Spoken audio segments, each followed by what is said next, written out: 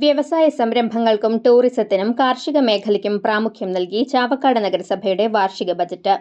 190 കോടി രൂപ വരവും 185 കോടി ചെലവും 5 കോടി രൂപ മിച്ചവും പ്രതീക്ഷിക്കുന്ന 2026-27 വർഷത്തെ ബജറ്റാണ് വൈസ് ചെയർപേഴ്സൺ ബിൻസി സന്തോഷ് അവതരിപ്പിച്ചത്. നഗരസഭയ്ക്ക് പുതിയ ഓഫീസ് സമുച്ചയം നിർമ്മിക്കുന്നതിന് സംസ്ഥാന സർക്കാർ അനുവദിച്ച 5.5 കോടി രൂപ ഉപയോഗിച്ച് ആധുനിക സൗകര്യങ്ങളോടുകൂടിയ ഓഫീസ് നിർമ്മിക്കും. ഭിന്നശേഷി വയോജന സൗഹൃദമായ രീതിയിലാകും കെട്ടിടത്തിന്റെ നിർമ്മാണം. മുഖ്യമന്ത്രിയുടെ നവകേരള സദസ്സുമായി ബന്ധപ്പെട്ട് ഗുരുവായൂർ മണ്ഡലത്തിന് അനുവദിച്ച 7 കോടി രൂപ NK അക്ബർ MLA ചാവക്കാട് നഗരസഭ ടൗൺ ഹാളിന് അനുവദിച്ചിട്ടുണ്ട്. നഗരസഭയിലെ അർഹരായ മുഴുവൻ കുടുംബങ്ങൾക്കും ഭവന നിർമ്മാണത്തിന് ധനസഹായം നൽകും. ഭവനരഹിതരില്ലാത്ത നഗരസഭ എന്ന ലക്ഷ്യം പൂർത്തീകരിക്കാൻ 5 കോടി രൂപ വകയിരുത്തി.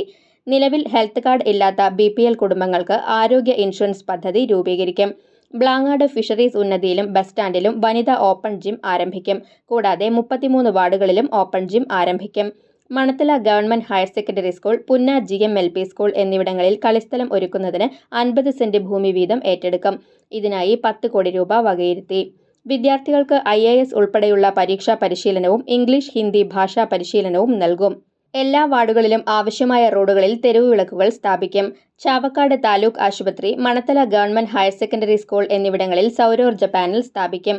താലൂക്ക് ആശുപത്രിക്ക് പുതിയ കവാടം നിർമ്മിക്കും. വെള്ളക്കെട്ട് ഒഴിവാക്കാൻ എല്ലാ റോഡുകളോട് ചേർന്നും കാന നിർമ്മിക്കും. മത്സ്യ മാർക്കറ്റ് നവീകരണം നടത്തും. വഞ്ചിക്കടവിനോട് ചേർന്ന് സാംസ്കാരിക കേന്ദ്രം നിർമ്മിക്കും. ഇതിനായി 25 കോടി രൂപ വകയിരുത്തി. കുടിവെള്ളക്ഷാമം പരിഹരിക്കാൻ പ്രാദേശിക കുടിവെള്ള സ്രോതസ്സുകളെ ഉപയോഗപ്പെടുത്തും. മാലിന്യ സംസ്കരണം, വനിതാ ശിശുക്ഷേമം, പട്ടികജാതി വികസനം, ഭിന്നശേഷി വികസനം, വയോജന സൗഹൃദം, കാർഷിക മേഖല തുടങ്ങിയവയ്ക്കും ബജറ്റിൽ പദ്ധതികളുണ്ട്. നഗരസഭാ ചെയർമാൻ AH അക്ബർ സമ്മേളനത്തിൽ അധ്യക്ഷനായിരുന്നു.